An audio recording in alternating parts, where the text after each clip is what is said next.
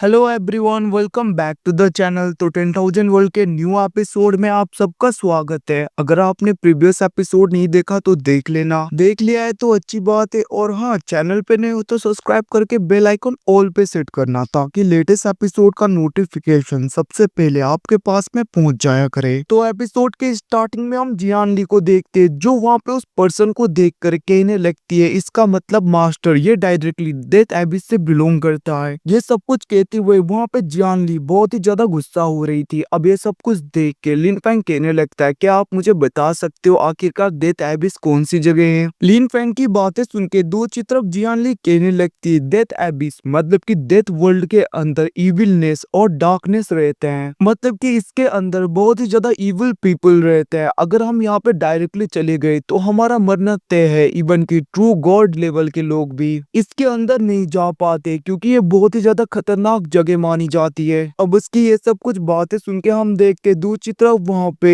लो Sen clan की leader कहने लगती है, हमें जैसे भी करके इस पर्सन के मूवमेंट को पूरी तरीके से देखना होगा, आखिरकार ये पर्सन क्या क्या करता है। और हम देखते वो वहाँ पे जियान ली को कहने लगते हैं, ध्यान से इस पर्सन में नजर रखना, आखिरकार ये बंदा क्या क्या करता है मुझे बताते रहना। इतना कहते हुए हम देखते वहां पे लो सेन क्लैन की लीडर मतलब कि वो फेरी लिन फैंग की तरफ देखते हुए कहने लगती है, तायुस्ट फ्रेंड क्या तुम हमारी हेल्प करोगे ऐसे सिचुएशन में। भले ही तुम किसी दूसरे रिलम से बिलोंग करते हो बट तुम भी एक ह्यूमन ही हो हमारी तरह, और जहाँ तक मुझे लग रहा है तुम भी डीमंस को और इविलनेस को पूरी तरीके से मिटाने में भरोसा करते होगे, तो अभी मुझे तुम्हारी जरूरत है। इतना कहते हुए हम देखते वो अपने हाथ को आगे की तरफ करने लगी थी, जिसको देख के लिन फैंग कहने लगता है, ये सब कुछ तो ठीक है, मैं तैयार हूँ हेल्प करने के लिए। वैसे भी मैं लोगों की हेल्प के लिए कभी भी पीछे नहीं होता, बट अभी मेरी करंट स्ट्रेंथ इतना ज्यादा नहीं है कि मैं कुछ कर पाऊँ। मुझे अपने स्ट्रेंथ को और भी ज्यादा इम्प्रूव करना होगा ताकि मैं आपके फाइट में और भी ज्यादा हेल्प कर सकूं सीनियर। अब उसकी बातें सुन के दूसरी तरफ हम देखते वहाँ पे फेरी कहने लगती है, मुझे पता है कि तुम्हारी स्ट्रेंथ अभी बहुत ही ज्यादा नहीं है क्योंकि मैं देख पा रही हूँ कि तुम्हारे अंदर किसी सील को लगाया गया है, जिसकी वजह से तुम्हारी स्ट्रेंथ को पूरी तरीके से रोक दिया गया। मुझे पता है ये सब कुछ डायरेक्टली हेवन की तरफ से ही होगा। भले ही हमारा वर्ल्ड पूरी तरीके से परफेक्ट नहीं है, बाहर की दुनिया की तरह ज्यादा पावरफुल रिसोर्सेज नहीं है यहाँ पे,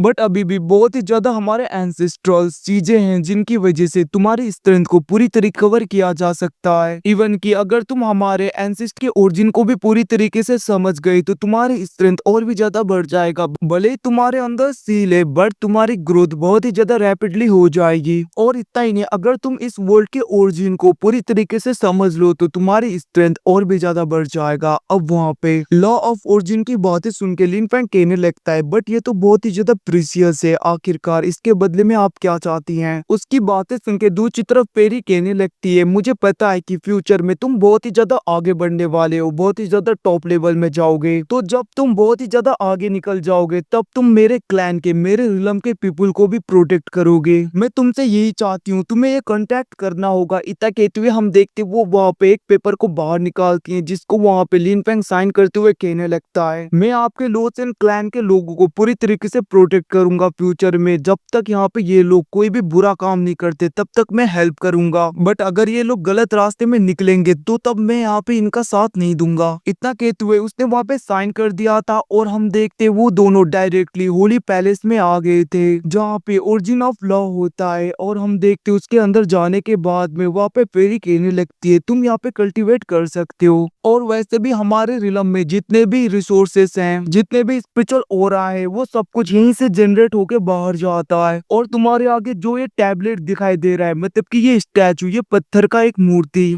इसी के अंदर लॉ ऑफ ओरिजिन है। अगर तुम इसे समझ पाए तो तुम डायरेक्टली यहाँ पे ब्रेक थ्रू भी कर पाओगे। बट हाँ यंग मास्टर लिन पाएंगे, तुम्हारे ऊपर है, आखिरकार तुम इस रिलम में ब्रेक थ्रू करना चाहते हो या नहीं चाहते। अब उनकी ऐसी बातें सुन के लिन पैंग कहने लगता है, आखिरकार आप ऐसी बातें क्यों कर रहे हो, आपका कहने का मतलब क्या है। हम देखते वहाँ पे पेरी कहने लगी थी, तुम्हें पता है तुम्हारा रिलम और हमारे रिलम में कल्टीवेशन रिसोर्सेस मतलब कि कल्टीवेशन करने के तरीके रिसोर्सेस सब कुछ बहुत ही ज्यादा अलग होता है और कल्टीवेशन रूल्स भी अलग अलग होते हैं। अगर तुम यहाँ पे ब्रेक थ्रू कर लोगे तो मुझे डर है कि जब तुम अपने वर्ल्ड में जाओगे फिर से तुम्हारी स्ट्रेंथ को पूरी तरीके से सील किया जाएगा या तो तुम्हारे ऊपर सप्रेशन डाला जाएगा। अब उनकी ऐसी बातें सुन के दूसरी तरफ हम देखते वहाँ पे लिन फेंग कुछ सोचने लगा था, तभी वहाँ पे थंडर ड्रैगन ले लो कहने लगते तुम चिंता मत करो, तुम आराम से अपने सोल को पूरी तरीके से ब्रेक थ्रू करवाओ ताकि यहाँ पे तुम और भी ज्यादा पावरफुल बन जाओ। फर्क नहीं पड़ता, जब हम वापस चले जाएंगे तब हम डायरेक्टली हेवन के ऊपर अटैक करेंगे, हमें फर्क नहीं पड़ता, तब तक हम और भी ज्यादा स्ट्रॉन्गर हो गए होंगे, तुम चिंता मत करो। बस तुम यहाँ के और आके इस ओरिजिन को पूरी तरीके से समझो और यहाँ के स्ट्रेंथ को एब्जॉर्ब करो ताकि हम दोनों और भी ज्यादा स्ट्रॉन्गर हो पाए, जिसके बाद में हेवन के लॉ को हम पूरी तरीके से देख लेंगे। और वैसे भी अगर इस रिलम में हम अपनी स्ट्रेंथ को बढ़ाते या फिर तुम बढ़ाते हो तो बाहर की दुनिया में जब जाओगे दूसरे रिलम पे तब यहाँ पे ये अटैक दूसरे रिलम के सेम लेवल से भी और भी ज्यादा स्ट्रॉन्गर होगा, क्योंकि हमने यहाँ पे दो रिलम के मेथड का यूज करते हुए कल्टीवेशन जो किया है। अगर बाहर की दुनिया का कोई ट्रू गॉड लेवल का बंदा होगा तो वो भी तुम्हारे आगे टिक नहीं पाएगा, मतलब कि पहले भी नहीं टिक पाता था बट अब भी नहीं टिक पाएगा और भी ज्यादा आसान हो जाएगा उसे हराने में, क्योंकि तुम और वो सेम लेवल में तो होगे बट तुम्हारी स्ट्रेंथ हजारों गुना ज्यादा होगा उससे। अब इन सब बारे में सुन के वहाँ पे लिन फेंग कहने लगता है फेरी आपका शुक्रिया। दूसरी तरफ हम देखते फेरी भी वहाँ पे होली मेडिसिन के 2-3 बोतल देती हैं, जिसके बाद में वो कहने लगी थी अब तुम इसके अंदर चले जाओ और ओरिजिन ऑफ लॉ को पूरी तरीके से समझने की कोशिश करो। अभी तक इसको बस यहाँ पे 11 स्टेजेस में ही समझा गया है और यहाँ के ओरा को तुम एब्जॉर्ब भी कर सकते हो। अब उनकी बातें सुन के लिन फेंग को देखते जो कि आगे की तरफ बढ़ने लगा था और हम देखते लिन फेंग के अंदर से तो थंडर ड्रैगन लेलोंग भी बाहर आ गए थे, जहाँ पे वो दोनों अपने पाव का यूज करते हुए वहाँ के स्पिरिचुअल ओरा को पूरी तरीके से एब्जॉर्ब करने लगे थे। इवन की वहाँ पे तो थंडर ड्रैगन लेलोंग की स्ट्रेंथ बहुत ही ज्यादा होने की वजह से वो बहुत ही ज्यादा रैपिडली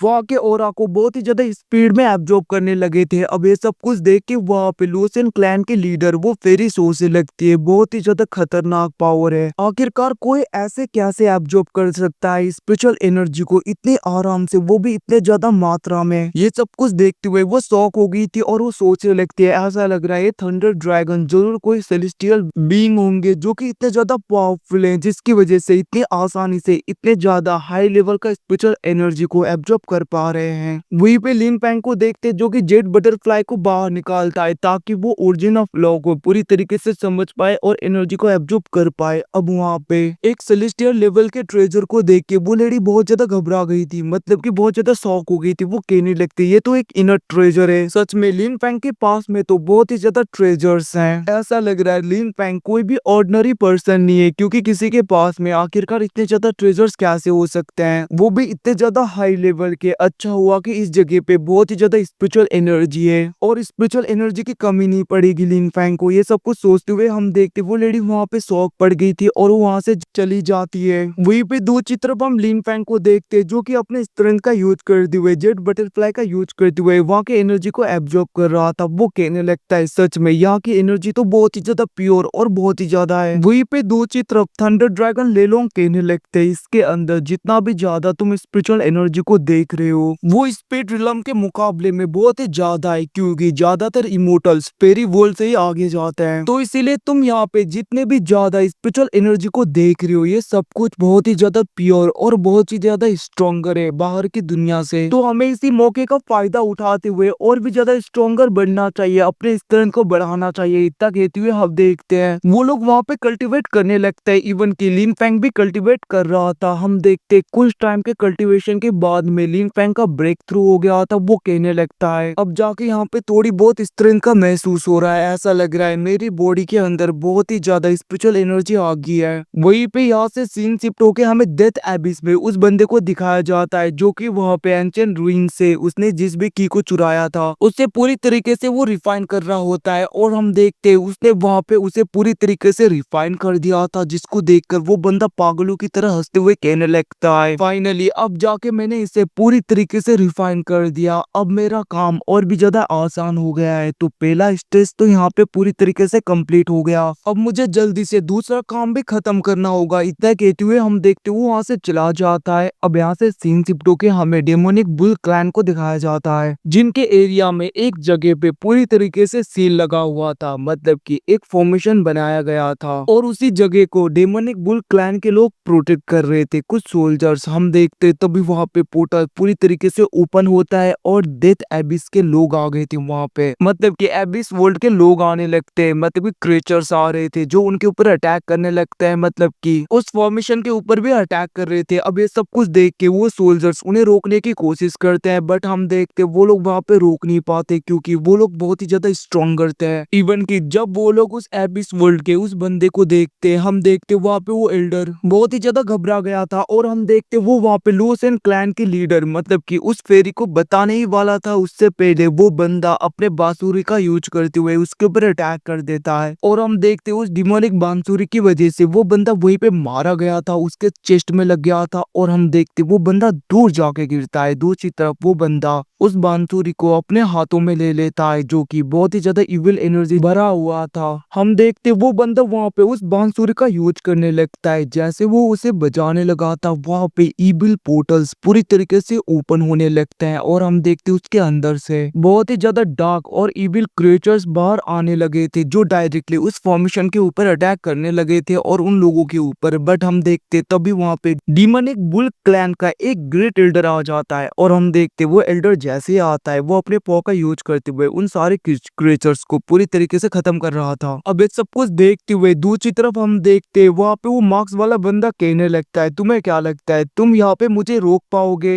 इतना कहते हुए वो अपने स्ट्रेंथ को और भी ज्यादा बढ़ाते हुए एक बहुत ही बड़े से स्पिरिचुअल सोर्स से, मतलब कि एक वेपन से उसके ऊपर अटैक करता है, जिसको देख के वो ग्रेट एल्डर भी अपने एंशिएंट ब्लड लाइन को पूरी तरीके से अवेक करता है और हम देखते वो अपने मार्शल स्पिरिट का यूज करते हुए उस अटैक को रोकने की कोशिश करने लगा था, मतलब कि रोक रहा था। बट हम देखते वहां पे डेथ एबिस का वो बंदा बहुत ही ज्यादा पावरफुल था। वो वहां पे अपने स्ट्रेंथ का यूज करते हुए अपने एनर्जी का यूज करते हुए जंजीरों से उसके स्पिरिचुअल फॉर्म को पूरी तरीके से पकड़ लेता है। वहीं पे यहाँ से 3 शिफ्टों के दूसरी तरफ हमें डीमनिक बुल क्लैन के एक बंदे को दिखाया जाता है जो कि अपने एंसेस्टर लैंड की तरफ आया था। तभी वहां पे उसके ग्रेट एंसेस्टर कहने लगते हैं आखिरकार तुम यहाँ पे करने क्या आए हो? तुम्हें तो डायरेक्टली जाके एनिमी के साथ में फाइट करना चाहिए। ये सब कुछ वहां पे डीमनिक बुल क्लैन का ग्रेट एल्डर का स्पिरिट बोल रहा था। अब उनकी बातें सुन के वहां पे वो बंदा कहने लगता है एंसेस्टर जिस एनिमी ने हमारे ऊपर अटैक किया है वो और भी ज्यादा स्ट्रॉन्गर है, इवन कि उसके लिए तो मैं कोई भी मैच नहीं हूँ। मुझे आपके हेल्प की जरूरत है, आपके ट्रेजर से ही हम उसे हरा सकते हैं। अब उसकी बातें सुन के वहां पे वो ग्रेट एंसेस्टर कहने लगता है वो एक डिवाइन लेवल की ट्रेजर है, तुम्हारे कल्टीवेशन के हिसाब से मुझे नहीं लगता वो तुम्हें अपना नया मालिक चूज करेगी, बट कोई बात नहीं तुम ट्राई कर सकते हो, क्या पता वो तुम्हें अपना मालिक चूज कर ले, अपना बेच देना। इतना कहती हो हम देखते उसका एंसेस्टर चला गया था दूसरी तरफ। वहां पे वो बंदा बहुत ही ज्यादा खुश हो गया था। अब हम देखते उसके एंसेस्टर लैंड के अंदर हम उसी डिवाइन ट्रेजर को देखते हैं, मतलब कि गॉड लेवल के ट्रेजर्स को। दूसरी तरफ हम देखते वहां पे गॉड लेवल के उस ट्रेजर के अंदर जो भी स्पिरिट थी वो वहां पे डीमनिक बुल क्लैन के उस बंदे उस लीडर की तरफ देखते हुए कहने लगती है तुम इतने ज्यादा क्वालिफाई नहीं हो कि मैं तुम्हारे साथ में चलूं, मैं तुम्हारे साथ में नहीं जाऊंगी, पहले तुम और भी ज्यादा स्ट्रॉन्गर बन के आओ। अब उसकी बातें सुन के दूसरी तरफ हम देखते वो बंदा कहने लगता है सीनियर शायद से आप यहाँ पे मिसअंडरस्टैंड कर रही हैं, मैं आपको आज यहाँ से लेकर जाऊंगा, वैसे भी अभी हमें तुम्हारी जरूरत है और आपको हमारी हेल्प करनी ही पड़ेगी। मैं आज इस गॉड लेवल के ट्रेजर्स को जैसे भी करके अपने कब्जे में करके रहूंगा। इतना कहते हुए हम देखते वो बंदा तो वहाँ पे जंजीरों का यूज कर रहा था उस डिवाइन ट्रेजर को पूरी तरीके से पकड़ने के लिए। अब ये सब कुछ देखते हुए हम देखते वो स्पिरिट कहने लगती है मैं तुम्हारे साथ में नहीं जाऊंगी। अब यहाँ से सीन शिफ्टों के दूसरी तरफ हम लिन फैंग को देखते जो कि अभी भी कल्टीवेट कर रहा था। वो कहने लगता है बस एक स्टेप दूर हूँ मैं, जिसके बाद में मेरे सोल का पूरी तरीके से ब्रेक थ्रू हो जाएगा और मैं इस रिलम के ओरिजिन ऑफ लॉ को पूरी तरीके से समझ पाऊंगा और ये मेरे बहुत ही ज्यादा काम आने वाला है। ये सब कुछ वो सोच रहा था। वहीं पे दूसरी तरफ हम थंडर ड्रैगन को देखते हैं जहाँ पे थंडर ड्रैगन ले लॉन्ग भी बहुत ही ज्यादा स्ट्रॉन्गर लग रहे थे क्योंकि उनके अंदर बहुत ही ज्यादा स्पिरिचुअल एनर्जी जो चला गया था।